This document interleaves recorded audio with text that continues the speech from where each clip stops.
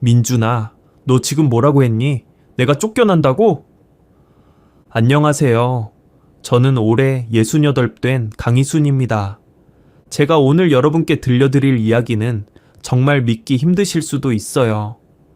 하지만 이건 제가 직접 겪은 너무나도 생생한 현실이었습니다. 먼저 제 이야기를 하자면 저는 평범한 주부였어요. 남편과 함께 작은 구멍가게를 운영하면서 아들 정민이와 딸 수진이를 키웠죠. 남편이 15년 전 폐암으로 세상을 떠난 후에는 혼자 살았습니다. 딸 수진이는 미국인과 결혼해서 LA에 살고 있고 아들 정민이만 한국에 남았죠. 정민이는 정말 효자였어요. 대기업에 다니면서도 매주 저를 찾아왔고 용돈도 꼬박꼬박 보내줬죠. 다만 연애를 안 해서 제 속을 어지간히도 태웠어요. 그러다 아들이 어느 날 결혼을 한다고 하더라고요. 그렇게 느그마키 정민이는 희영이라는 여자를 데려왔는데 첫인상부터 참 좋았어요. 단정하고 예의 바르고 무엇보다 정민이를 진심으로 사랑하는 게 보였거든요. 5년 전 그날은 제 인생에서 가장 끔찍한 날이었습니다. 새벽 5시 전화벨이 울렸어요. 어머님, 저 희영인데요. 정민 씨가. 며느리는 말을 잇지 못했습니다. 순간 정신이 아득해지더군요. 목소리가 떨리는 며느리의 전화를 받고 병원으로 달려갔습니다. 하지만 이미 늦었죠. 새벽 출근길 신호대기 중이던 정민이의 차를 음주운전 트럭이 들이받았다고 했어요. 최선을 다했지만 의사의 말이 귓가에서 떠나지 않았습니다. 장례식장에서 며느리는 거의 실신 상태였어요. 갓돌이 지난 민준이를 안고 오열하는 모습이 너무 안쓰러웠죠. 어머님, 저 어떻게 살아요? 정민 씨 없이 어떻게? 희영아, 힘내야지. 민준이 생각해서라도. 어머님, 저희 버리지 마세요. 제발. 민준이한테는 할머니가 필요해요. 그때 저는 결심했습니다. 남은 인생은 이 모자를 위해 살겠다고. 정민이가 떠난 후 저는 제 삶을 완전히 바꿨습니다. 서울에 있던 아파트는 그대로 두고 며느리 집 근처 작은 오피스텔을 구했어요. 매일 아침 6시에 일어나 7시엔 며느리 집에 도착했죠. 며느리가 출근 준비하는 동안 민준이를 돌봤고 아침밥을 차려줬어요. 어머님, 이렇게까지 안 하셔도 돼요. 무슨 소리야. 당연한 거지. 우리 민준이 할머니가 돌봐야지. 민준이를 어린이집에 데려다주고 집에 돌아와 청소와 빨래를 했어요. 오후 4시엔 다시 민준이를 데리러 가서 저녁 7시까지 돌봤죠. 희영이가 야근하는 날엔 민준이를 제 오피스텔로 데려와 재웠어요. 민준이는 정말 예쁘게 자랐습니다. 아빠를 닮아 눈이 크고 속눈썹이 길었어요. 성격은 순하고 착했죠. 할머니 사랑해요. 우리 민준이 할머니도 사랑해. 매일 이런 대화를 나누는 게 제 유일한 행복이었어요. 저는 며느리와 손주를 위해 아낌없이 지원했습니다. 정민이 생명보험금 5억 중 3억을 희영이에게 줬어요. 당장 생활비도 필요하고 민준이 키우는데 돈이 많이 들 테니까 라고 했죠. 나머지 2억은 제가 관리하면서 필요할 때마다 보태줬어요. 그날을 아직도 기억해요. 장례식이 끝나고 일주일쯤 지났을 때였죠. 희영이가 민준이를 안고 저희 집에 왔어요. 눈이 퉁퉁 부어 있었고 며칠 못 잔 것처럼 초췌했죠. 어머님, 저 어떻게 살아야 할지 모르겠어요. 정민 씨 월급이 끊기니까 민준이 분유값도 걱정이고. 희영아, 걱정하지 마. 내가 있잖아. 그날 바로 은행에 가서 3억을 희영이 통장으로 이체했어요. 며느리는 믿을 수 없다는 표정으로 통장을 확인하고 또 확인했죠. 어머님, 이건 너무 큰 돈이에요. 어떻게 이렇게까지? 무슨 소리야? 정민이가 남긴 보험금이잖아. 당연히 너와 민준이가 써야지. 며느리는 제 손을 잡고 한참을 울었어요. 어머님, 정말 감사해요. 저 열심히 살게요.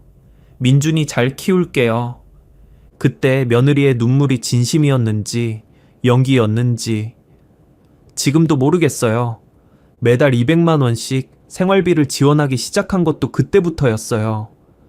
며느리가 직장에 다니긴 했지만 월급이 많지 않았거든요. 어머님, 제 월급으로도 충분해요. 너무 많이 주시는 거 아니에요? 충분하긴 뭐가 충분해. 민준이 기저귀 값, 분유값, 병원비, 돈 들어갈 때가 얼마나 많은데. 실제로 민준이한테 들어가는 돈이 장난이 아니었어요. 기저귀며 분유값, 이유식 재료비까지 거기에 옷이며 장난감이며 필요한 게 끝이 없었어요. 민준이가 5살이 되면서부터는 교육비가 본격적으로 들어가기 시작했어요. 어머님, 민준이 영어 유치원 보내고 싶은데 너무 비싸서 얼마나 하는데? 월 150만 원이래요. 말도 안 되죠? 그냥 일반 유치원 보낼게요. 무슨 소리야? 우리 민준이 좋은데 보내야지. 내가 낼게. 그렇게 영어 유치원비를 제가 대기 시작했어요. 거기에 피아노 학원, 미술 학원, 태권도. 한 달에 250만 원이 교육비로만 나갔죠. 며느리는 처음엔 미안해 했어요. 어머님, 너무 죄송해요. 제가 무능해서. 무슨 죄송해. 우리 민준이 잘 키우는 게 제일 중요하지. 돈은 쓰라고 있는 거야. 며느리 생일날엔 특별히 더 챙겼어요. 작년엔 샤넬 가방을 선물했죠. 며느리가 눈물을 글썽이며 받았어요. 어머님, 이런 비싼 걸. 저 이런 거 받을 자격이 없어요. 게다가 명품백이란요. 제 주제에 이런 거 들 수가 있나요? 무슨 소리야. 넌 우리 민준이 엄마잖아. 그리고 정민이 아내고. 당연히 받을 자격이 있지. 명절 때마다 용돈 봉투도 두둑하게 줬어요. 사돈들 용돈까지 합쳐서요.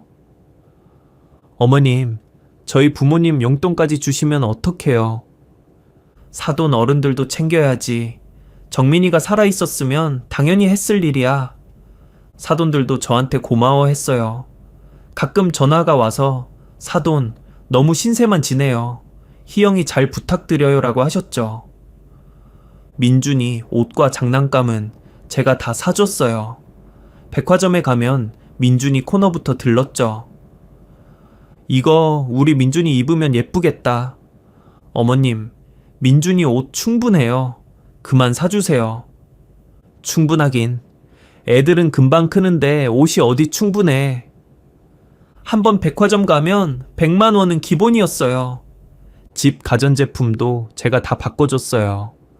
며느리가 세탁기가 좀 오래돼서 라고 하면 바로 최신형으로 사줬고, 청소기가 잘 안 돼서 라고 하면 다이슨 무선 청소기를 사줬죠. 차도 바꿔줬어요. 정민이가 타던 아반떼가 10년이 넘어서 고장이 잦았거든요. 어머님, 차는 제가 알아서 할게요. 무슨 소리야. 민준이 태우고 다니는 차인데 안전해야지. 저는 곧장 SUV를 사줬어요. 며느리는 너무 부담스럽다고 했지만 전 민준이 안전이 제일 중요하다고 설득했죠. 여행도 보내줬어요. 1년에 한 번은 꼭 해외여행을 보냈죠. 어머님, 제게 여행은 사치예요. 무슨 사치야. 민준이도 세상 구경해야지. 그리고 너도 리프레시가 필요해. 애 키우는 게 보통 힘든 일 아니란 거 잘 알잖니. 작년 여름엔 괌으로, 겨울엔 일본으로 보냈어요. 병원비도 다 제가 댔어요.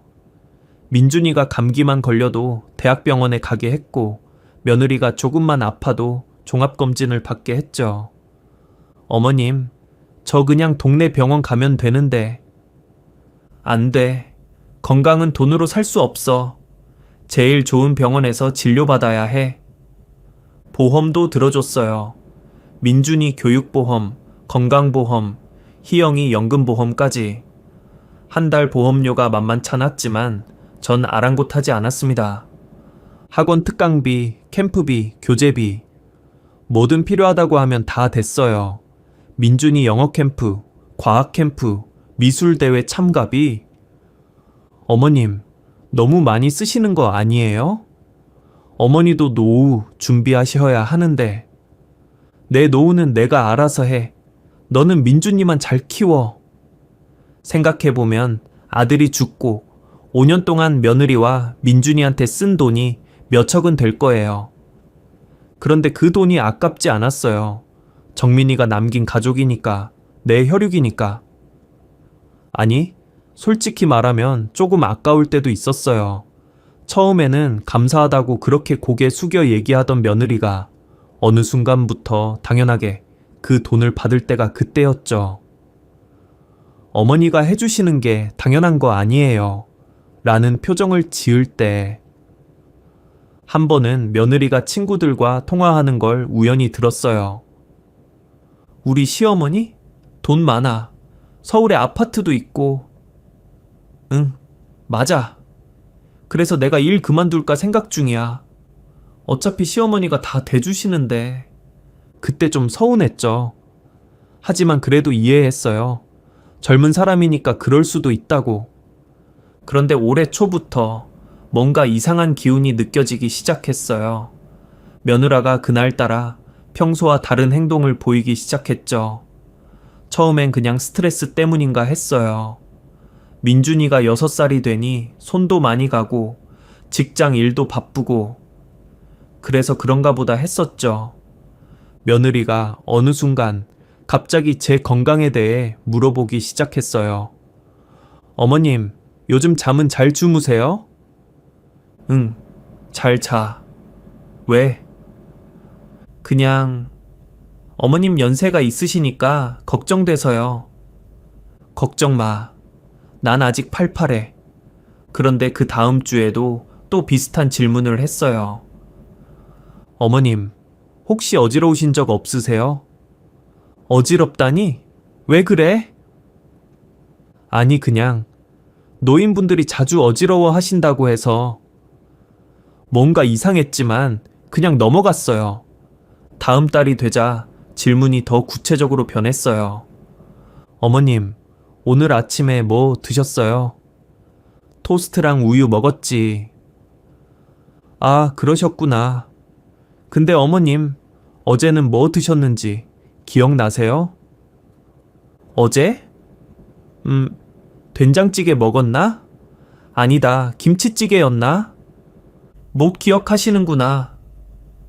희영아, 어제 먹은 거 정확히 기억하는 사람이 어디 있어? 그래도 어머님, 기억력이 중요하잖아요. 그때부터 며느리는 수첩을 들고 다니기 시작했어요. 제가 실수하거나 깜빡하는 걸 적는 것 같았죠. 그 달 말, 며느리가 처음으로 병원 얘기를 꺼냈어요. 어머님, 건강검진 받은 지 오래되셨죠? 작년에 받았어. 그래도 한 번 더 받아보시는 게 요즘은 치매 검사도 중요하다고 하던데. 치매? 내가 왜 치매 검사를 받아? 예방 차원에서요. 요즘 젊은 사람도 치매 걸린대요. 그 말이 참 이상했어요. 젊은 사람도 치매에 걸린다니. 그게 나랑 무슨 상관이람. 점점 며느리의 행동은 더 노골적이 됐어요. 어느 날 아침 민준이를 데리러 갔는데 며느리가 이상한 테스트를 했어요. 어머님, 100에서 7을 빼면 얼마예요? 93이지. 그건 왜? 그럼 거기서 또 7을 빼면? 826. 근데 희영아, 이게 뭐 하는 거야? 아니에요. 그냥 민준이 수학 문제 연습시키려고 하는데 제가 맞게 하는지 확인하려고요. 거짓말이 뻔했어요. 민준이는 아직 덧셈 뺄셈도 제대로 못하는데 무슨 100에서 7 빼기를. 그러던 어느 날 며느라가 저한테 이상한 부탁을 했어요. 어머님, 이 종이에 시계 좀 그려주세요. 시계? 왜? 민준이 숙제인데 할머니가 그려주면 민준이가 좋아할 것 같아서 뭔가 이상했지만 시계를 그려줬어요. 그런데 며느리가 제가 그린 시계를 사진 찍더라고요. 사진은 왜 찍어? 아, 민준이한테 나중에 보여주려고요. 그리고 그때부터 며느리가 일부러 저를 헷갈리게 만들려는 것 같았어요. 어머님, 아까 제가 뭐라고 했죠? 응? 뭐라고 했는데? 아까 5시에 온다고 했잖아요. 기억 안 나세요? 5시? 4시라고 했잖아. 아니에요. 5시라고 했어요. 어머님이 잘못 들으신 거예요. 분명 4시라고 했는데. 하지만 며느리가 그렇게 확신 있게 말하니 제가 착각했나 싶었죠. 그리고 며느리가 전화통화를 자주 했는데 꼭 저를 피해서 했어요. 예전엔 제 앞에서도 편하게 통화했는데 이제는 꼭 방에 들어가거나 베란다로 나가서 통화했죠. 목소리도 낮춰서 뭐라고 하는지 잘 안 들렸어요. 한 번은 우연히 들었는데, 네, 맞아요. 시어머니가 요즘, 네, 깜빡깜빡하는 게 심해지셨어요. 병원은 아직 거부하세요. 누구랑 통화하는 건지 몰랐지만 저에 대해 얘기하는 건 확실했어요. 어느 날은 일부러 물건을 숨기고 제가 찾지 못하게 했어요. 어머님, 안경 찾으세요? 응, 아까 여기 뒀는데. 거실에 있던데요. 거실에 가보니 정말 있었어요. 하지만 전 분명 안방 화장대에 뒀거든요. 내가 거실에 두고 깜빡했나. 어머니, 요즘 자주 그러시는 것 같아요. 또 어느 날은 약을 먹었는지 안 먹었는지 헷갈리게 했어요. 어머님, 혈압약 드셨어요? 아침에 먹었지. 정말요? 약통 보니까 안 줄어든 것 같은데. 먹었는데? 그럼 2번 드신 건 아니에요? 어제 약이 그대로인 것 같은데. 자꾸 그런 얘기를 하니 정말 헷갈렸어요. 먹었는지 안 먹었는지. 그러다 어느 날부턴가 며느리가 본격적으로 병원 압박을 시작했어요. 어머니, 제 친구가 신경과 의사인데 무료로 검진해준대요. 필요 없어. 어머님, 왜 그러세요? 공짜인데요.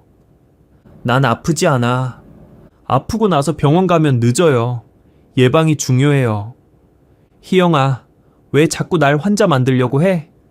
그때 며느리의 표정이 싸늘하게 변했어요. 한순간이었지만 전 봤어요. 환자 만들려는 게 아니라 걱정해서 그러는 거예요. 걱정은 고맙지만 필요 없어. 며느리는 전화통화를 자주 했는데 꼭 목소리를 낮추고 방으로 들어가더라고요. 한 번은 우연히 들었어요. 시어머니가 점점, 네, 알겠어요. 빨리 해결해야. 회사 일인가 싶었지만 왠지 느낌이 이상했어요. 그러다가 낯선 사람한테서 전화가 오기도 했어요. 어머님이시죠? 저는 실버케어 센터 상담사입니다. 실버케어 센터요? 전 연락 드린 적 없는데요. 아, 따님께서 상담 요청을 하셔서. 우리 딸은 미국에 있어요. 아, 그럼 며느님이신가 봅니다. 어쨌든 저희 센터는. 전화를 끊었지만 기분이 묘했어요. 그러면서 며느리가 제 재산에 관심을 보이기 시작했어요. 어머님, 서울 아파트 관리 힘드시죠? 아니, 관리실에서 다 해주는데 뭐가 힘들어? 세금이 많이 나올 텐데. 감당할 만해. 그래도 나이 드시면 현금이 편하잖아요. 아파트 팔고 그 돈으로 투자를 하시거나. 팔 생각 없어. 그건 정민이가 물려준 거야. 며느리는 참 적극적이었어요. 어머님, 통장 관리 제가 도와드릴까요? 왜? 혹시 깜빡하고 공과금 못 내실 수도 있고. 자동이체 되어 있어. 그래도 혹시 모르니까. 뭔가 수상했지만 그때까지도 설마 했어요. 그날은 평소보다 며느리가 일찍 퇴근했어요. 집에 오자마자 누군가와 긴 통화를 하더니 어머님, 저 엄마 좀 만나고 올게요. 민준이 좀 봐주세요. 그래, 다녀와. 며느리가 나간 후 저는 민준이와 거실에서 레고 블록을 가지고 놀았어요. 민준이가 성을 만들고 있었는데 정말 창의력이 뛰어났죠. 할머니, 이거 봐요. 제가 만든 거예요. 여기는 왕자님이 사는 곳이고 여기는 공주님 방이에요. 우와, 우리 민준이 정말 잘 만들었네. 그런데 갑자기 민준이가 블록을 내려놓더니 저를 빤히 쳐다보는 거예요. 그 맑은 눈동자가 뭔가를 고민하는 듯 했죠. 할머니.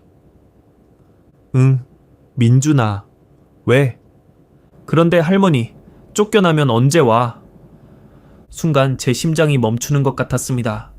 손으로 입을 틀어 막으며 아이를 바라봤죠. 분명 제 귀를 의심했어요. 민준아, 방금 뭐라고 했니? 민준이는 천진난만한 표정으로 다시 물었습니다. 엄마가 할머니 곧 쫓겨난다고 했는데 그럼 언제 또 놀러와요? 제 등골이 서늘해졌습니다. 손이 떨리기 시작했어요. 하지만 아이 앞에서 독려하는 모습을 보일 수 없었죠.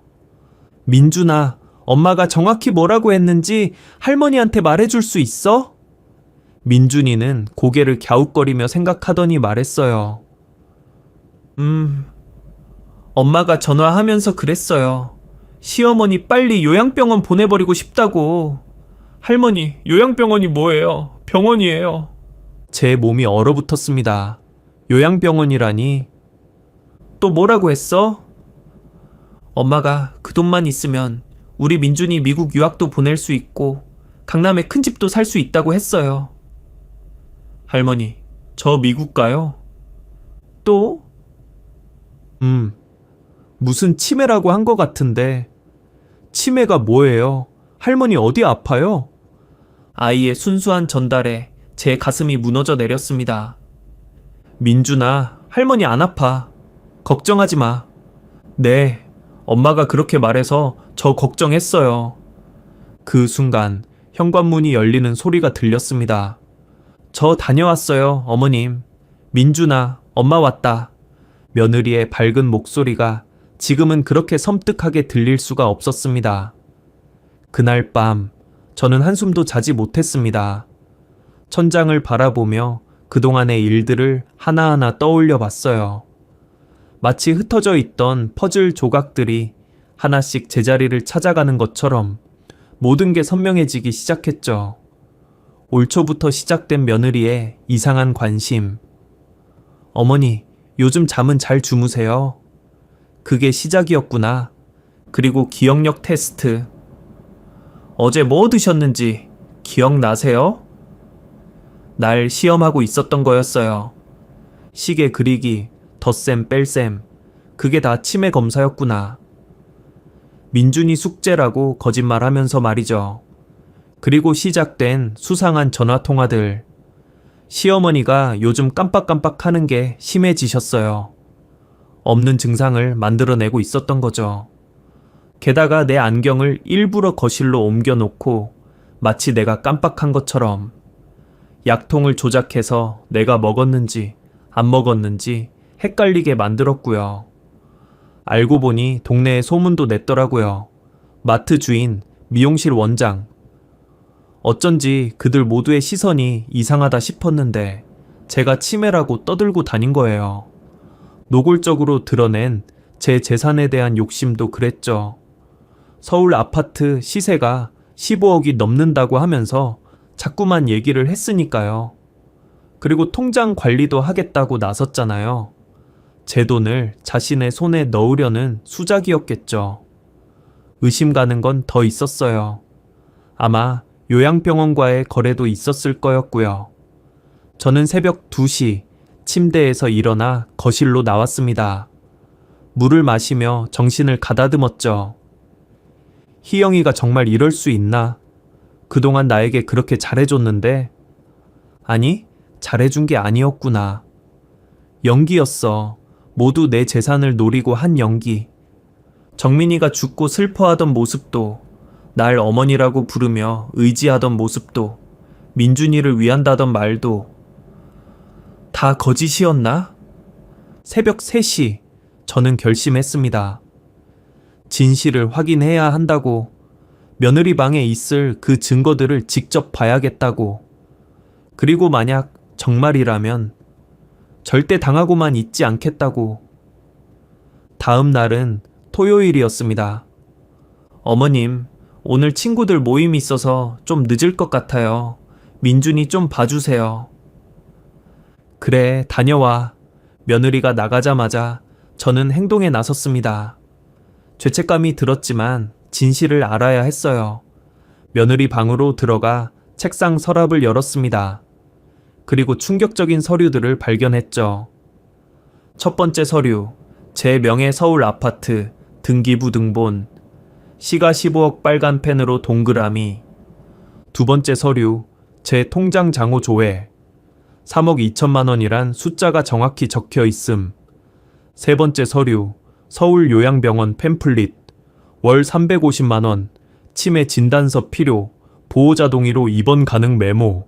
네 번째 서류, 법무법인 브로슈어, 성년 후견제도 안내, 피성년 후견인의 재산관리, 형광펜 표시. 하지만 가장 충격적인 건 수첩이었습니다. 수첩을 펼치자 며느리의 계획이 날짜별로 정리되어 있었습니다. 월별로 정리가 되어 있었어요. 시어머니 건망증 증상 기록, 시작, 병원 진료 권유, 거부 시 계속 시도, 정신과 의사 섭외, 요양병원 알아보기, 재산 파악 완료, 통장 관리 제한, 건망증 증상, 더 수집, 주변 사람들에게 시어머니 상태 언급, 병원 진료 강행, 치매 진단서 발급, 성년후견 신청, 요양병원 입원, 아파트 처분, 모든 재산 정리. 그 아래엔 돈 계산이 있었습니다. 총 20억이 적혀 있었고 그 밑으로 민준이 교육비를 뺀 나머지를 자신의 사업 자금으로 쓴다고 되어 있었죠. 페이지를 넘기니 더 충격적인 내용이 있었습니다. 시어머니 일상 관찰 기록, 3월 5일 리모컨 5분간 못 찾음, 3월 10일 같은 이야기, 2번 함, 3월 20일, 안경 찾아 헤맴 4월 2일, 민준이 학원 시간 헷갈림 4월 15일, 핸드폰 어디 뒀는지 까먹음 5월 3일, 약 먹었는지, 기억 못함 거짓말로 확인, 5월 18일, 어제 저녁 메뉴, 기억 못함 유도 질문, 6월 7일, 날짜 헷갈림 등등, 이루 말할 수 없을 만큼 많은 내용이 기록되어 있었어요. 평범한 일상의 건망증까지 모두 기록하고 일부는 조작까지 했다니 정말 믿을 수가 없었습니다. 뒷장엔 상담 기록이 있었습니다. 김정훈 정신과 의사 첫 미팅, 대학 동창, 협조 약속 받음, 진단서는 3개월 진료 기록 필요, 서울 요양병원 원장 면담, 박 원장은 이런 케이스 많이 처리해봤다고 함, 안심하라고 함, 입원 후엔 면회 제한 가능, 최 변호사 상담, 성년후견 신청 절차 확인, 일단 병원 기록이 중요, 치매 초기라도 충분하다고, 은행 김 과장, 성년후견인 되면 모든 금융거래 대리 가능 확인, 공인중개사 이 실장, 아파트 급매물로 내면 14억에 바로 가능, 세무사 상담, 증여세 회피 방법 문의, 성년 후견인은 피후견인 명의로 모든 거래 가능. 이들은 모두 공모자였습니다. 서류를 제자리에 돌려놓고 나온 저는 거실에 주저앉았습니다. 다리에 힘이 풀려서 더 이상 서 있을 수가 없었어요. 가슴이 먹먹하고 숨이 제대로 쉬어지지 않았죠. 그동안 친딸처럼 아꼈는데, 아니, 친딸보다 더 아꼈어요. 수진이는 미국에 있어서 자주 못 봤지만 며느리는 매일 봤으니까.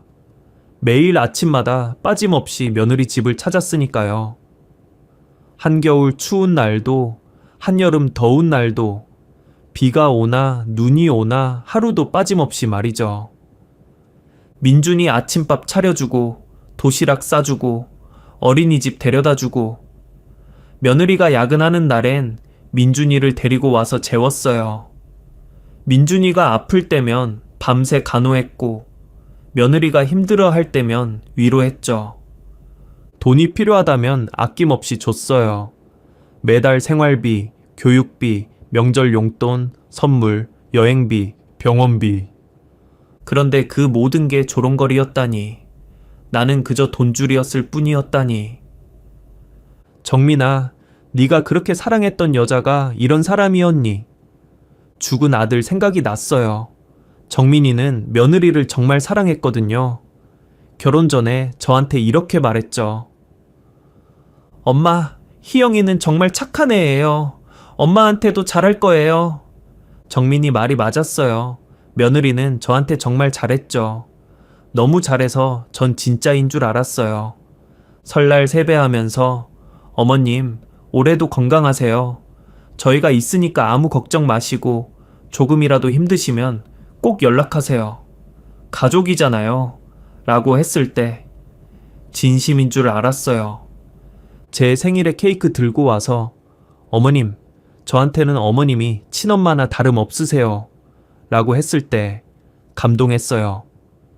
민준이 운동회 때 어머님 덕분에 민준이가 이렇게 잘 크고 있어요. 라고 했을 때 뿌듯했어요. 그런데 그 모든 게 연기였다니. 내 재산을 노리고 한 연기였다니. 새벽 늦게야 며느리가 들어오고 뜬 눈으로 밤을 샌 저는 민준이를 유치원에 데려다 주러 나왔어요.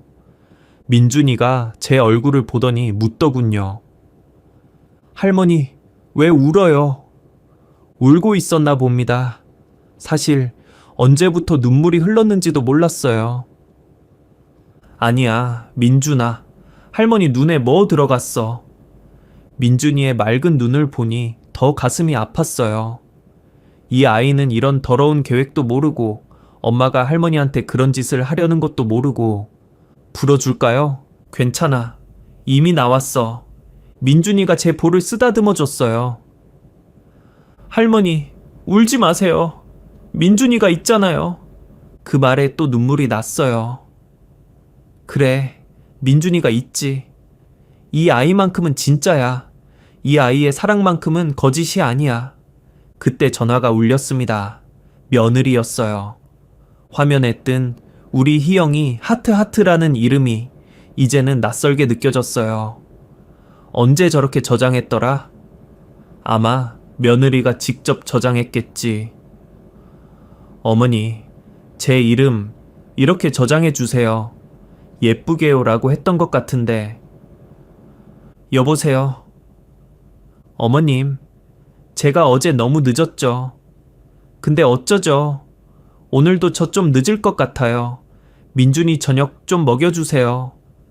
목소리는 여전히 다정했어요. 그동안 들어온 그 다정한 목소리. 하지만 이제는 그 다정함 뒤에 숨은 계산이 보였어요. 그래. 어머님, 괜찮으세요? 목소리가 안 좋은데 혹시 새벽까지 저 기다린 건 아니시죠? 걱정하는 척. 그것도 연기겠지. 괜찮아. 아참, 어머님, 내일 병원 같이 가요. 제 친구가 좋은 의사 선생님 소개해 준대요. 또 병원, 그 좋은 의사가 김정훈이겠지. 무슨 병원? 그냥 건강검진이요. 어머님도 정기검진 받으셔야죠. 건강검진이 아니라 치매 검사겠지. 멀쩡한 사람을 치매로 만들려는. 생각해볼게. 어머님, 그런 말씀 마시고 꼭 가야 해요. 제가 예약도 다 해놨어요. 예약까지 해놨다니 얼마나 급했으면. 알았어. 그럼 내일 아침 10시에 제가 모시러 갈게요. 어머님, 민준이 잘 부탁드려요. 전화를 끊고 나니 현실이 더 선명해졌어요. 알고 나니 모든 말이 거짓으로 들렸습니다. 제가 모시러 갈게요. 요양병원으로 끌고 가려는 거겠지. 민준이 잘 부탁드려요. 민준이를 이용해서 내 재산을 빼앗으려는 거면서. 유치원을 마친 민준이를 데리고 집으로 돌아왔어요. 할머니, 배고파요. 그래, 뭐 먹고 싶어? 김치볶음밥이요. 평소 같으면 당장 부엌으로 가서 만들어줬을 텐데 오늘은 몸이 무거웠어요. 배신감이 온몸을 짓누르는 것 같았죠. 하지만 민준이를 위해 일어났어요. 이 아이는 아무 죄가 없으니까. 부엌에서 김치볶음밥을 만들면서도 계속 생각났어요. 며느리가 처음 우리 집에 왔던 날, 정민이 손을 꼭 잡고 엄마, 제 여자친구예요 라고 소개했을 때, 며느리가 90도로 인사하며 안녕하세요 어머님, 앞으로 잘 부탁드립니다 라고 했을 때, 결혼식 날 며느리가 어머님, 저 정민씨 정말 사랑해요. 행복하게 살게요 라고 했을 때, 민준이를 낳고 어머님, 이제 어머님도 할머니가 되셨어요 라며 아기를 안겨줬을 때, 정민이 장례식장에서 어머님이 계셔서 힘이 나요 라고 했을 때, 그 모든 순간이 진짜였는지 가짜였는지 이제는 알 수가 없었어요. 저는 그날로 결심했습니다. 가만히 당하고만 있을 수 없다고. 민준이를 재우고 난 후 저는 거실에 앉아 대응 방법을 생각했어요. 혼자서는 불가능했죠. 법적인 도움이 필요했어요. 일단 오랜 친구인 박 변호사에게 전화했어요. 박 변호사는 남편 친구로 남편과는 30년 지기였죠. 남편이 살아있을 때부터 우리 집 모든 법적 문제를 도와주신 분이에요. 밤 9시가 넘은 시간이었지만 전화를 걸었습니다. 여보세요, 박 변호사님. 저 희순이에요. 아, 희순씨. 오랜만이네요. 무슨 일이에요? 이 시간에 전화 주시다니. 목소리가 반가웠어요. 1년 만에 듣는 목소리였죠. 급한 상담이 있어서요. 내일 시간 되세요? 무슨 일인지 대충 말씀해 주시면. 잠시 망설였어요. 어디서부터 어떻게 설명해야 할지. 하지만 시간이 없었죠. 며느리가 저를 요양병원에 보내려고 해요. 뭐라고요? 박 변호사의 목소리가 확 바뀌었어요. 희영 씨가요? 그 착한 며느리가? 무슨 말씀이세요? 저를 치매 환자로 만들어서 요양병원에 가두고 제 재산을 빼앗으려고 몇 달째 계획을 세웠어요. 증거도 있어요. 세상에, 희순 씨, 이거 정말 심각한 일이네요. 당장 만나야겠어요. 지금 어디세요? 며느리 집이에요. 민준이를 봐야 해서. 그럼 내일 아침 일찍 만나죠. 우리 사무실로 오실 수 있어요? 네, 갈 수 있어요. 아침 8시 어때요? 일찍일수록 좋을 것 같은데. 좋아요. 그런데 며느리가 내일 10시에 병원 데려간다고 했어요. 절대 가시면 안 됩니다. 어떤 핑계를 대서라도 안 가셔야 해요. 특히 며느리가 지정한 병원은 더더욱. 간단히 설명하자 박 변호사는 당장 만나자고 했어요. 아니, 희순 씨. 생각해보니 내일까지 기다릴 수 없을 것 같아요. 제가 지금 가도 될까요? 지금요? 밤 10시가 다 됐는데. 이런 일은 하루가 급해요. 며느리가 내일 병원에 끌고 가면 큰일 나요. 주소 알려주세요. 그렇게 박 변호사가 밤 10시 30분에 도착했어요. 민준이는 다행히 깊이 잠들어 있었고 저희는 거실에서 조용히 이야기를 나눴죠. 며느리는 오늘도 언제 들어올지 알 수 없었어요. 어제도 그리 늦었으니 아마 오늘도 비슷할 거라 생각되더군요. 희순 씨, 정확히 어떤 일이 있었는지 처음부터 말씀해 주세요. 저는 오늘 오후 민준이가 한 말부터 시작해서 며느리 방에서 발견한 서류들, 그동안 있었던 이상한 일들을 모두 설명했어요. 박 변호사는 메모를 하며 진지하게 들었어요. 가끔 세상에 어떻게 이런 일이 라고 중얼거렸죠. 희순 씨, 이건 명백한 범죄 행위예요. 노인학대, 사기 미수, 재산 갈취 시도 여러 혐의가 적용될 수 있어요. 그런데 제가 증명할 수 있을까요? 며느리 방에서 본 서류들을 사진 찍지도 못했고. 일단 가장 중요한 건 희순 씨의 안전이에요. 그리고 증거 수집이죠. 박 변호사는 가방에서 작은 기계를 꺼냈어요. 이거 뭐예요? 녹음기예요. 펜 모양이라 표시 안 나요.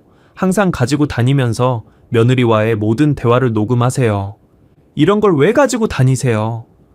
변호사 일 하다 보면 필요할 때가 있어요. 여분이니까 드릴게요. 그리고 박 변호사는 구체적인 계획을 세워줬어요. 첫째, 내일 병원은 절대 가지 마세요. 몸이 아프다고 하든 약속이 있다고 하든 핑계를 대세요.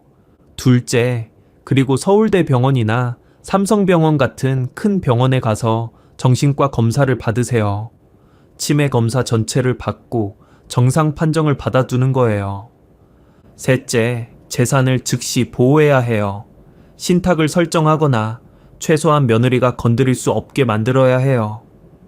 넷째, 증거를 더 모으세요. 녹음도 하고 가능하면 며느리 방의 서류들을 사진으로 찍어 두세요. 다섯째, 절대 혼자 행동하지 마세요. 위험할 수 있어요. 박 변호사의 말을 들으니 정신이 번쩍 들었어요. 이건 정말 전쟁이구나. 그리고 희순 씨, 민준이는 어떻게 하실 건가요?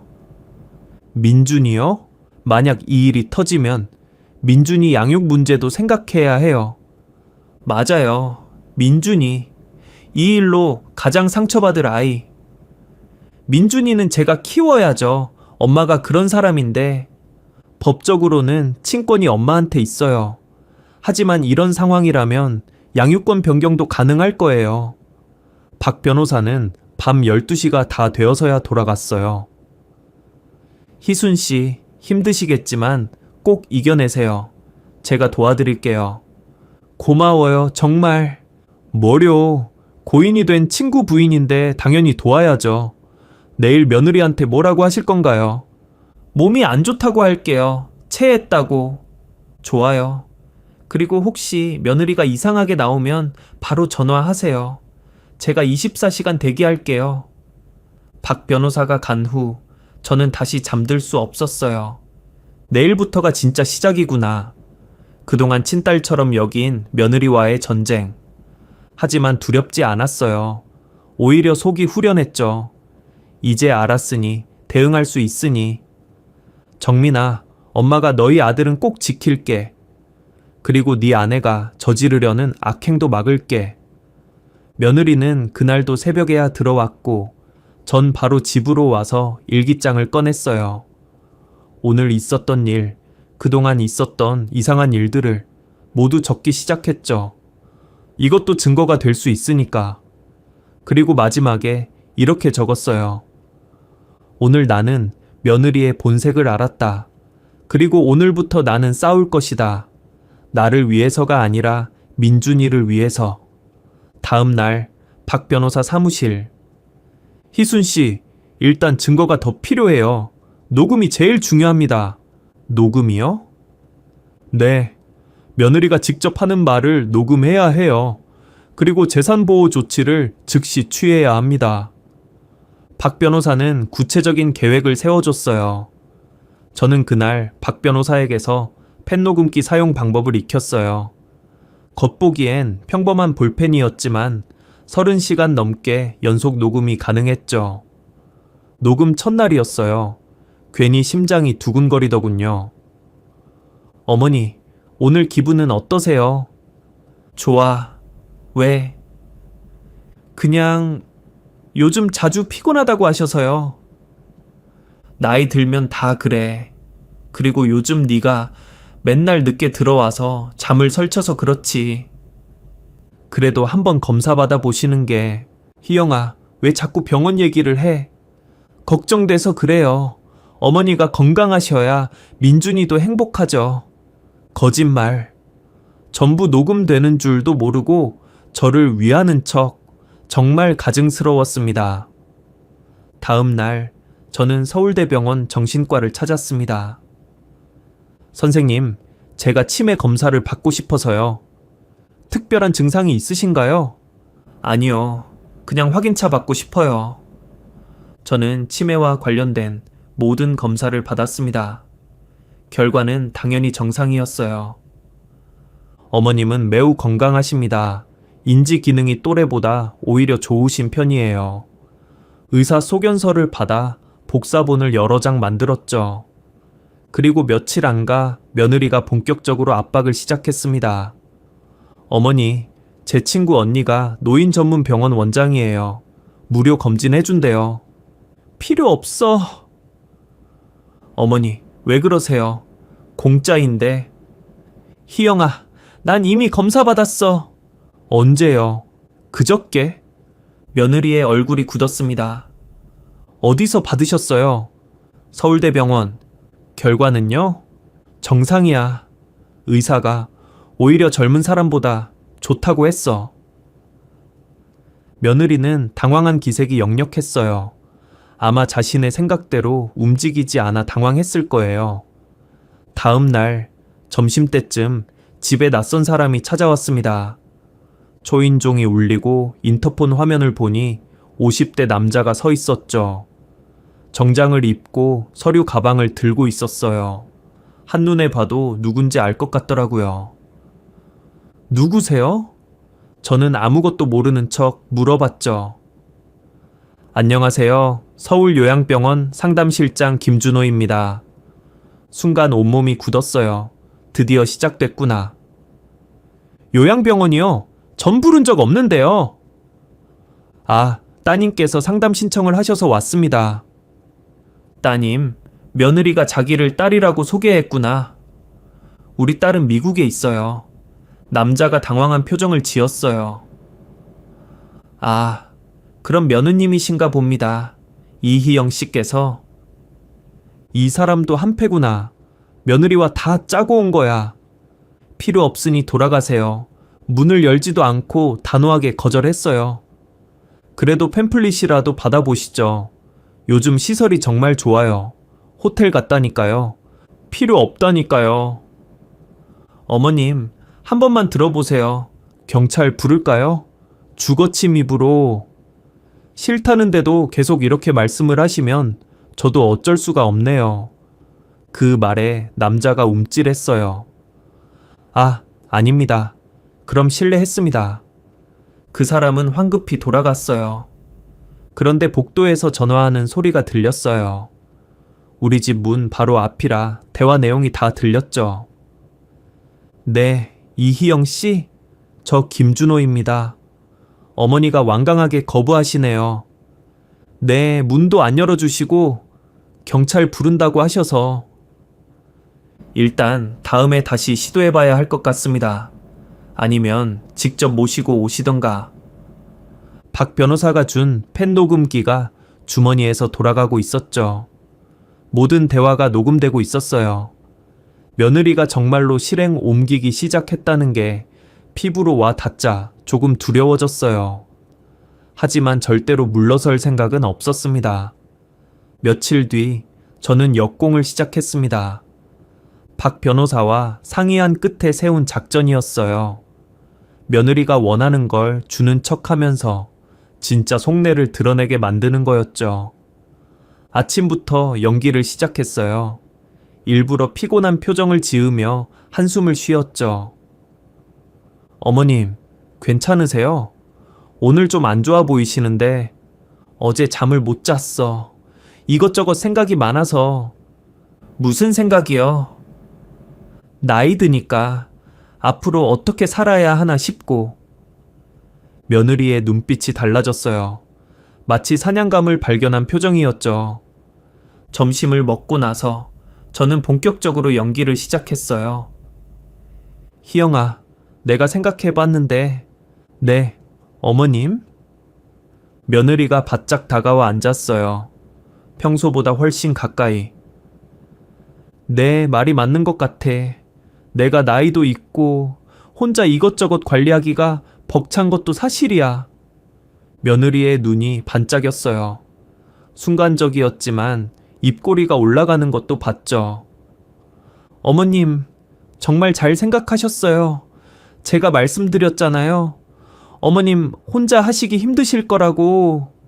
그래서 말인데, 통장이랑 도장 네가 관리해 줄래? 며느리가 거의 펄쩍 뛸 정도로 기뻐했어요. 표정이 다 읽히는지도 모르고 대놓고 기뻐하더라고요. 숨길 생각도 없는 듯 했죠. 정말요, 어머님? 진짜 제가 해도 되나요? 그래, 널 믿는다. 정민이 아내니까. 넌 민준이 엄마니까. 어머님, 제가 정말 잘 관리해 드릴게요. 걱정 마세요. 며느리는 감동한 척 제 손을 꼭 잡았어요. 하지만 그 손에서 느껴지는 건 감동이 아니라 욕심이었죠. 잠깐, 내 방에 통장이랑 도장 가져올게. 저는 방으로 들어가 미리 준비해둔 통장을 가져왔어요. 통장 하나와 도장. 여기 있다. 며느리가 통장을 받아들고 바로 펼쳐봤어요. 그 급한 모습이 가관이었죠. 그런데 장호란을 확인하는 순간 며느리의 표정이 굳었어요. 왜냐면 그 통장에 장호는 10만 원 남짓이었거든요. 이 통장 말고 다른 건? 며느리가 당황하며 물었어요. 10만 원, 고작 10만 원? 하는 표정이었죠. 다른 거? 아니, 어머님이 쓰시는 주거래 통장이요. 이건 장호가. 아, 이게 주거래 통장이야. 연금 나오는 통장. 연금이 10만 원이에요? 아니, 연금은 다 썼지. 생활비로. 이번 달 연금은 다음 주에 나와. 며느리가 믿을 수 없다는 표정으로 통장을 다시 확인했어요.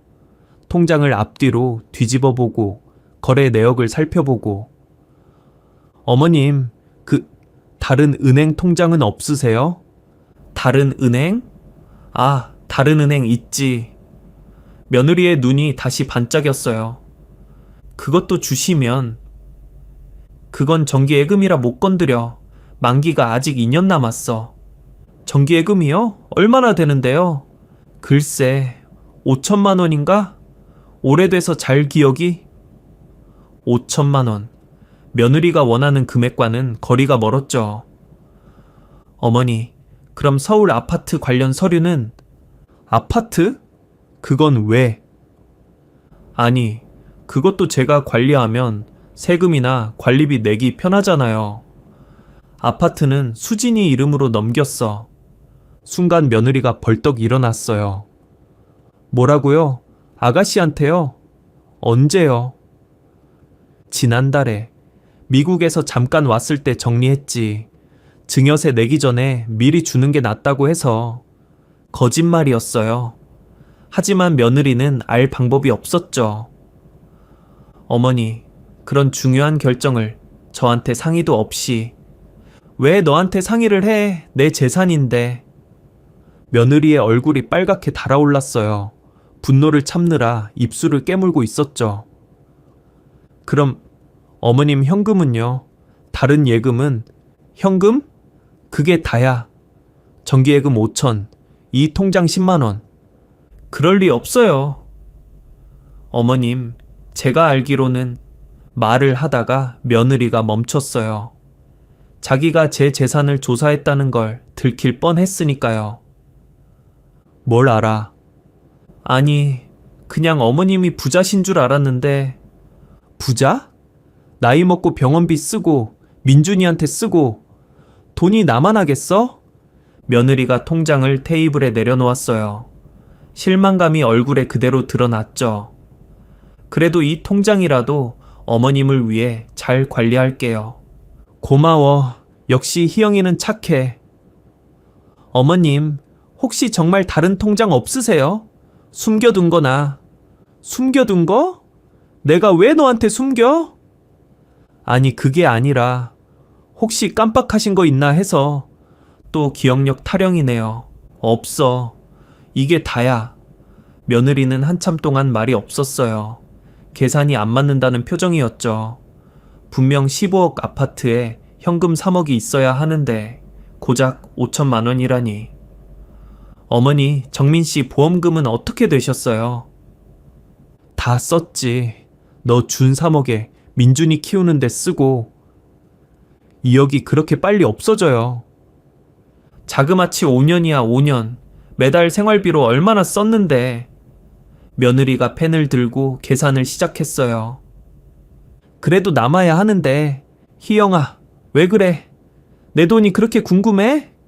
아니, 그게 아니라 어머니를 위해서 날 위한다면 10만 원짜리 통장이라도 잘 관리해줘. 며느리는 억지로 웃으며 통장을 가방에 넣었어요.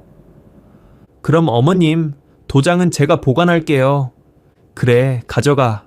근데 희영아. 네? 통장 잔고 매일 확인할 거야. 혹시라도 돈 빠지면 바로 알 수 있게 문자 알림 신청해 놨거든. 며느리의 표정이 또 굳었어요. 어머님, 제가 그런 짓을 할 사람으로 보여요. 아니, 그냥 안전하게 하려고. 요즘 보이스피싱도 많잖아. 그날 저녁, 며느리는 평소보다 일찍 퇴근했어요. 그리고 계속 전화 통화를 했죠. 큰일 났어. 돈이 없대. 아파트도 딸한테 넘겼고 현금도 5천밖에 없대. 녹음기는 계속 돌아가고 있었어요. 작전은 성공이었죠. 이제 며느리는 당황하고 있을 거예요. 20억을 노렸는데 5천만 원이라니. 하지만 이건 시작일 뿐이었어요. 저는 며칠 뒤 박 변호사 사무실에서 신탁 설정을 완료했습니다. 민준이를 수익자로 관리 있는 따님으로 했습니다. 서울 아파트는요, 매매 위임장을 따님께만 드렸고 며느리는 절대 처분 못합니다. 현금은 별도 계좌로 이체했고 역시 신탁에 포함시켰습니다. 이제 며느리가 아무리 발버둥 쳐도 한 푼도 건드릴 수 없었죠. 그리고 얼마 뒤 며느리가 노골적으로 나왔습니다. 그동안 제가 통장 10만 원만 준 것에 대해 며칠 동안 고민했나 봐요. 처음엔 조심스럽게 다른 재산이 있는지 계속 떠보더니 이제는 참을성이 바닥났는지 본격적으로 나오기 시작했죠. 그날 저녁 민준이가 방에서 놀이를 하고 있을 때였어요. 며느리가 거실 소파에 앉으며 진지한 표정을 지었죠. 어머님, 우리 진지하게 얘기 좀 해요. 뭔데? 어머님 재산 얘기요. 또 시작이구나. 녹음기가 작동하고 있는지 확인하며 앉았어요. 재산? 왜? 어머님, 제가 며칠 동안 생각해 봤는데요. 어머님이 주신 통장, 그게 정말 전부예요? 그렇다고 했잖아. 솔직히 믿기지 않아서요. 어머님이 그동안 어떻게 생활하셨는데 돈이 그것밖에 없어요. 말했잖니. 연금으로 생활했다니까. 며느리가 답답하다는 듯 한숨을 쉬었어요. 어머님, 솔직히 말씀드릴게요. 민준이 교육비가 너무 많이 들어요. 내가 대주고 있잖아. 그것보다 더 필요해요. 어머님이 주시는 것만으로는 부족해요. 부족하다니? 매달 250씩 교육비 대주는데 요즘 애들 교육비가 얼마나 드는지 아세요? 민준이 또래들은 벌써 영어 캠프다, 수학 선행이다, 과학 영재원이다. 다들 한 달에 500만 원씩 쓰고 있어요. 6살짜리한테 500만 원은 무슨... 그게 현실이에요. 민준이를 미국 유학 보내려면 지금부터 준비해야 해요. 민준이 이제 6살이야. 그런데 무슨 유학? 초등학교 들어가면 바로 보낼 거예요. 그러려면 지금부터 영어도 완벽하게 해야 하고 학비도 모아야 하고. 며느리의 목소리가 점점 높아졌어요. 미국 유학 1년에 1억씩 들어요. 최소 10년은 있어야 하니까 10억이 필요해요. 10억? 그런 돈이 어디 있다니. 그러니까 서울 아파트를 팔면 그건 안 돼. 제가 단호하게 거절하자 며느리의 표정이 굳어졌어요. 왜요? 어차피 비어있는 집인데? 그건 내 노후를 위한 집이야. 노후를 위한 거라면 당연히 민준이가 써야죠. 어머님 더 나이 드시면 민준이가 책임질 거 아니에요? 민준이한테 물려줄 거야. 나중에 크면. 나중이 언제예요? 어머님이. 돌아가신 다음이요. 며느리가 처음으로 죽음을 언급했어요. 저보고 그때까지 기다리라고요? 민준이 교육의 골든타임을 놓치면서. 희영아, 너무 하는 거 아니야? 제가 뭘 너무 해요. 전 민준이 미래를 생각하는 거예요. 민준이 미래를 생각한다면서 왜 나를 요양병원에 보내려고 계획을 세워? 말이 나온 김에 다 까발리기로 했어요. 며느리가 움찔했지만 이미 늦었죠. 며느리의 얼굴이 순간 얼어붙었어요. 무슨 말씀이세요? 모르는 척하지 마. 다 알고 있어. 어머니, 그게 아니라 민준이가 네가 통화하면서 한 말들을 다 들었어. 네가 전화하면서 한 말이야. 시어머니 빨리 요양병원 보내버리고 싶다고. 며느리의 얼굴색이 하얗게 변했어요. 입술이 파르르 떨렸죠. 그건 오해예요. 제가 그런 뜻으로 한 말이 아니라. 오해? 그럼 네 방에 있는 서류는 뭐야? 이제 폭탄을 터뜨릴 차례였어요. 무슨 서류요? 요양병원 팸플릿, 성년 후견제도 안내서, 그리고 네가 적어놓은 계획표. 며느리가 벌떡 일어났어요. 어머님, 설마 제 방 뒤지셨어요? 그래, 봤어. 얼마나 치밀하게 계획했는지 다 봤어. 그건 어머님을 위한 거였어요. 날 위한다면서 아파트 처분이랑 재산 정리라고 적어놨더라. 며느리의 말문이 막혔어요. 변명할 여지가 없었죠. 그리고 정신과 의사한테 월 200씩 준다고 한 것도 들었어. 김정훈이라고 했지. 내 대학 동창? 어떻게? 다 들렸어. 네가 베란다에서 통화할 때 제가 모든 것을 까발리자 이제 며느리는 더 이상 숨길 게 없다는 걸 알았는지 태도가 완전히 바뀌었어요. 그래요. 맞아요. 전 어머님을 요양병원에 보내려고 했어요. 드디어 본색을 드러냈구나. 왜? 당연하잖아요. 어머님이 점점 나이 드시면 제가 다 책임져야 하는데. 내가 언제 너한테 책임지라고 했어. 말 안 해도 며느리니까 당연히 제가 해야죠. 근데 왜 제 인생을 희생해야 해요? 희생? 내가 너한테 뭘 희생하라고 했어? 어머님이 치매에 걸리면요. 대소변도 못 가리면요. 그때 누가 돌봐요? 저예요. 난 아직 멀쩡해. 지금은 그래도 1년 후, 2년 후는요? 어머님 나이가 몇인데요. 며느리가 감정을 주체하지 못하고 소리를 질렀어요. 어머님, 정민 씨는 이미 죽었어요. 그것도 5년 전에. 그 말에 가슴이 찢어지는 것 같았어요. 이제 산 사람을 위해 써야죠. 민준이를 위해서라도. 민준이를 위한다면서 왜 날 요양병원에 보내려고 해? 그게 민준이를 위한 거예요. 어머님 재산으로 민준이 교육시키고 좋은 환경 만들어주는 게. 내 재산을 훔치는 게 민준이를 위한 거야? 훔치는 게 아니라 물려받는 거죠. 어차피 언젠가는 저희한테 올 건데. 언젠가가 아니라 지금 당장 달라는 거잖아. 그럼 어머님이 90, 100살까지 사시면요. 그때까지 그 돈 묵혀둘 거예요. 민준이는 이미 다 커버렸을 텐데. 며느리의 논리는 차갑고 계산적이었어요. 어머님, 현실적으로 생각해 보세요. 어머니 재산 20억으로 민준이 미래를 보장할 수 있어요. 아니면 그냥 요양병원비로 다 날릴 수도 있고요. 그래서 멀쩡한 사람을 치매 환자로 만들려고 했어?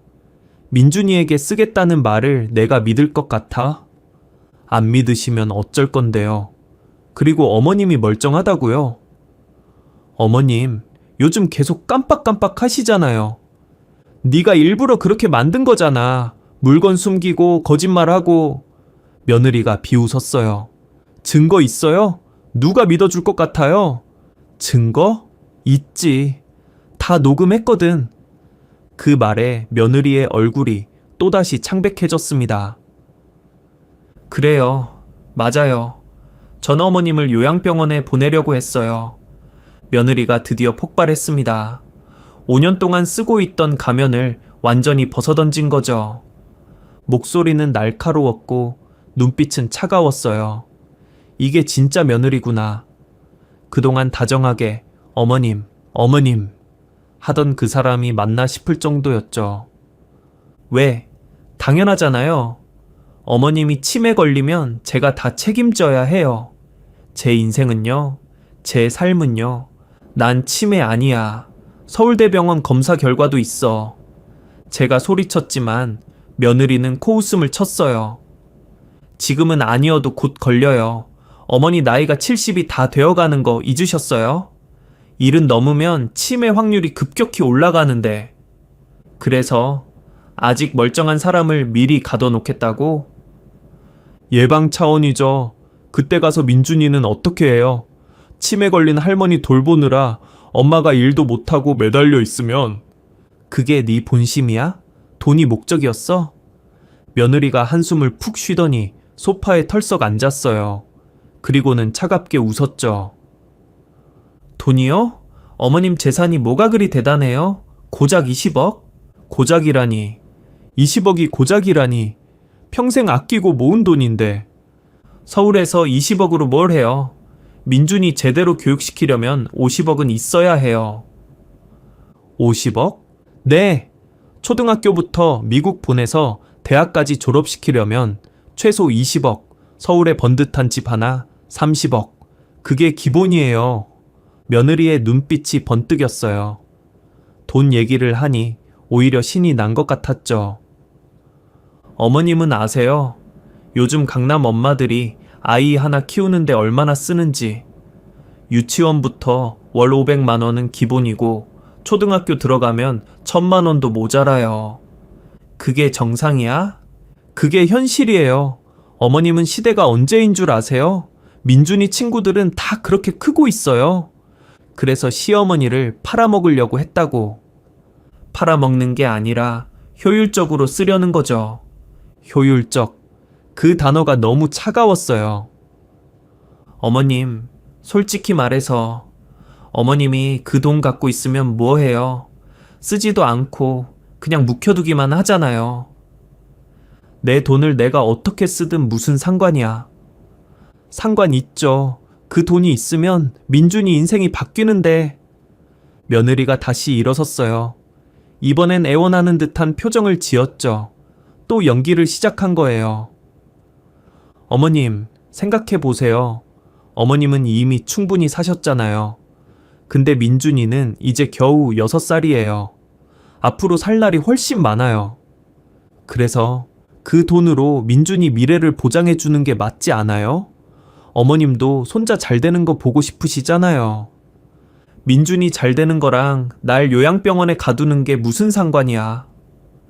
요양병원이 감옥이 아니에요. 전문가들이 돌봐드리는 거예요. 어머님도 편하고 저희도 안심하고.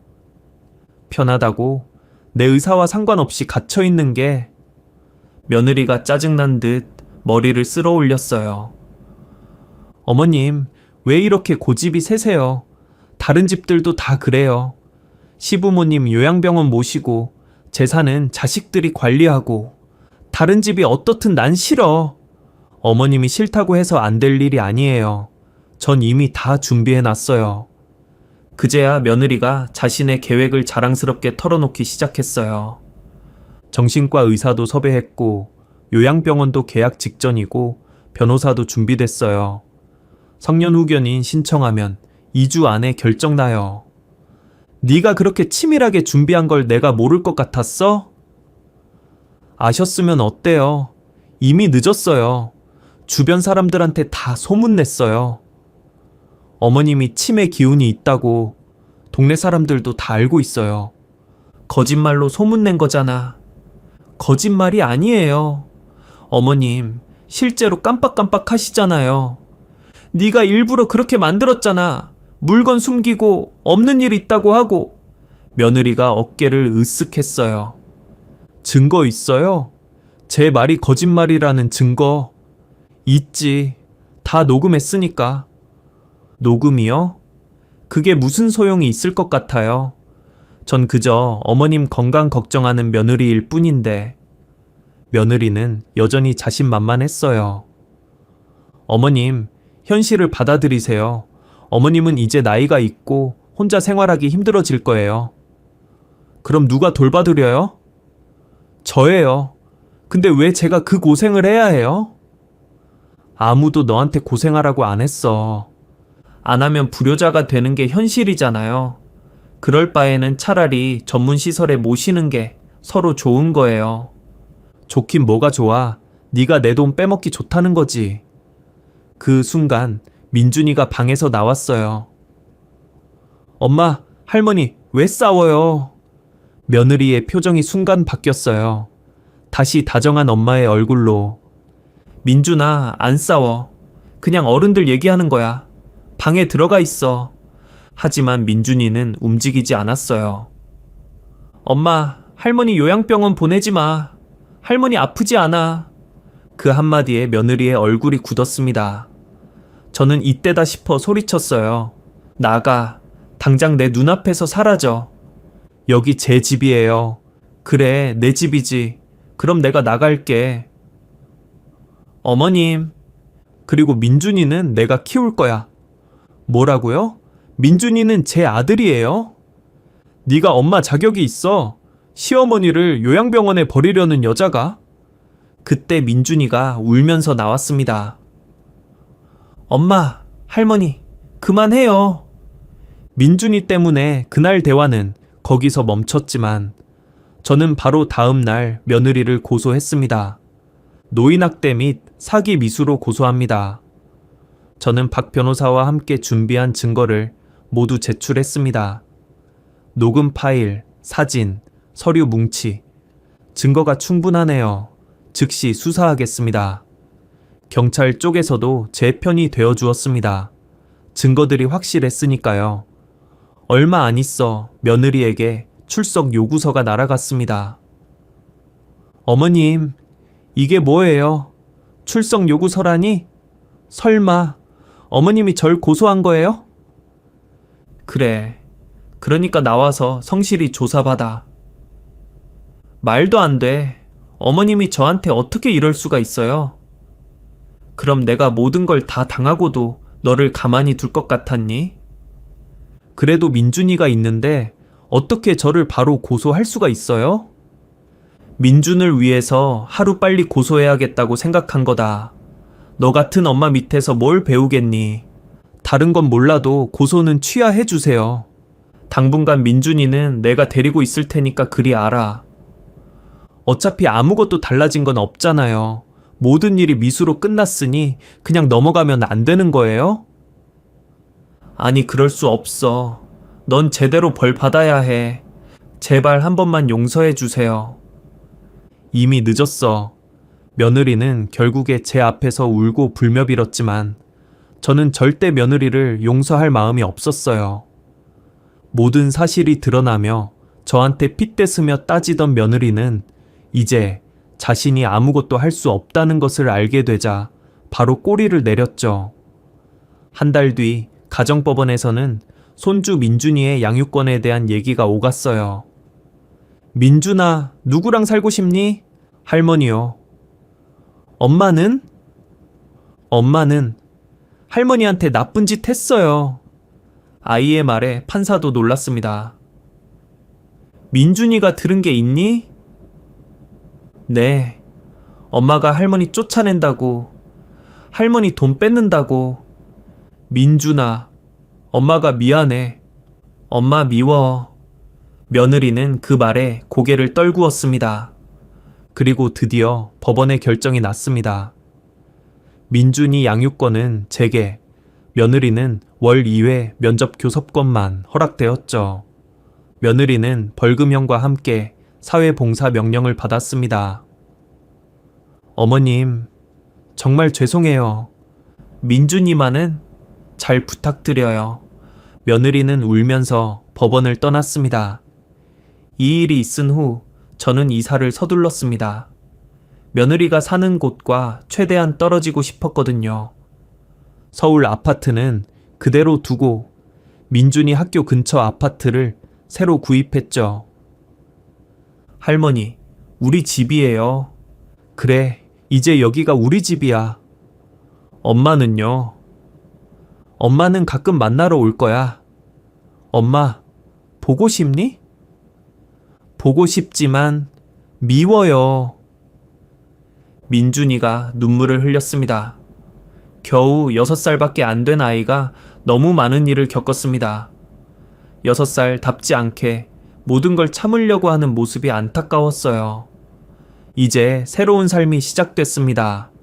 민준이와 저 단둘이서. 상처는 남았지만 그래도 민준이가 있어 힘이 납니다. 언젠가는 며느리도 용서할 날이 오겠죠. 하지만 지금은 민준이와 함께하는 오늘이 감사할 뿐입니다. 자, 이제 댓글로 몇 살이시고 어디서 이 사연을 시청하시는지 써주세요. 누가 이 영상을 시청하고 있는지 아는 것은 저희에게 정말 중요합니다. 좋아요를 눌러주시고 채널을 구독해주세요. 오늘도 복 받으세요. 감사합니다.